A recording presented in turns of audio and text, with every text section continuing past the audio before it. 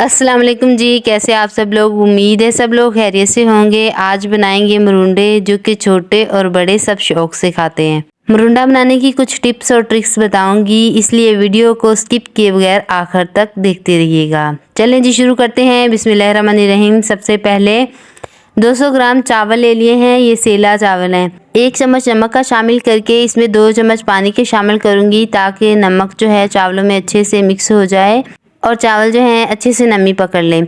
याद रखें, आपने जब भी मरुंडे बनाने हैं, आपने किसी और चावलों का इस्तेमाल नहीं करना है।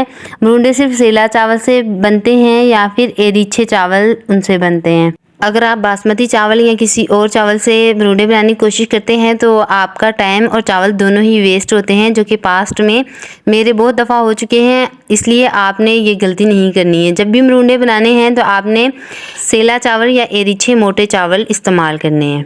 एक कढ़ाई ले लेंगे, उसमें चावलों को रोस्ट कर लेंगे, जो हमने नमक और पानी लगा कर रखे थे। 2 मिनट के लिए रोस्ट कर लेंगे, फिर उन्हें निकाल लेंगे। फिर उसी कढ़ाई में नमक शामिल करेंगे। बारीक लोकल वाला जो नमक मिलता है वो है। आयोडीन नमक का आपने इस्तेमाल नहीं करना है इसमें।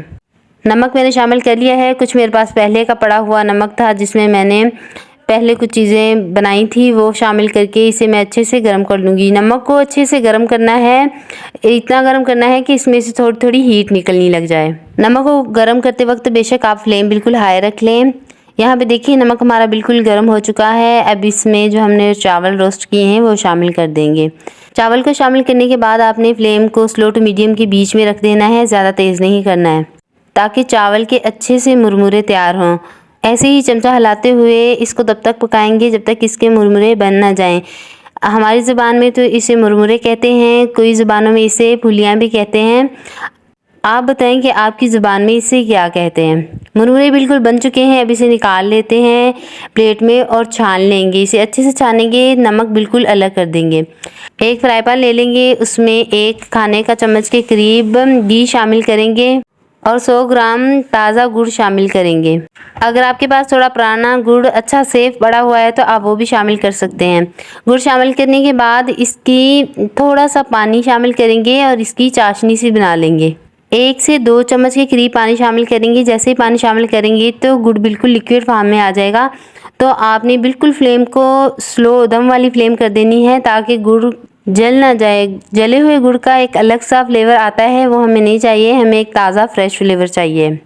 गुड़ हमारा बिल्कुल लिक्विड फॉर्म में आ चुका है। अब हम इसमें चावलों के बनाए हुए मुरमुरे शामिल कर देंगे और इसे अच्छे से मिक्स कर लेंगे। मिक्स करने के बाद अच्छे से चमचा हिलाते हुए मिक्स करेंगे, ताकि मुरमुरे और गुड़ की चाशनी एक दूसरे में अच्छे से मिक्स हो जाए। देखें हमारा गुड़ बिल्कुल मिक्स हो चुका है, ये बिल्कुल तैयार है। अब हम इसको किसी भी शेप में ला सकते हैं। आप इसे किसी प्लेट में सेट करके लाई की तरह इसकी चक्कियाँ भी बना सकते हैं, या इसके इस तरह से लड्डू भी बना सकते हैं। मैंने यहाँ पे सारे मरुंडे के इस तरह से लड्डू बना लिए हैं। देखें जी कितना अच्छा लुक आया है माशाल्लाह। आप ये रेसिपी घर में ज़रूर ट्राई कीजिएगा और अपना फीडबैक लाजमी दीजिएगा।